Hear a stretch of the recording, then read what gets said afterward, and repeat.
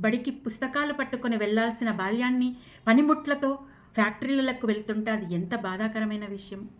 అంటే ఇక్కడ చట్టాల అమలు కరెక్ట్‌గా లేదని అర్థం. పిల్లల కోసం కొన్ని చట్టాలు ఏర్పడ్డాయి. ఆ చట్టాలను ఇంప్లిమెంట్ చేయట్లేదు అంటే పిల్లలను పనిలో పెట్టుకుంటున్నట్టు లెక్క కదా! మరి ఆ చట్టాల ఉల్లంఘన చేసిన వాళ్ళని ఏమనాలి?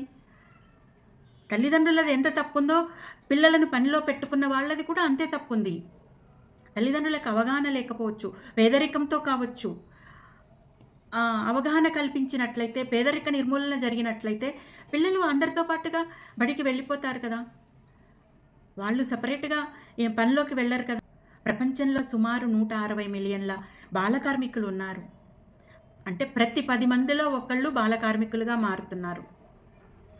దాంట్లో 79 మిలియన్ల మంది పిల్లలు హజార్డస్ పనులలో ఉన్నారు. అది ఎంత డేంజరస్!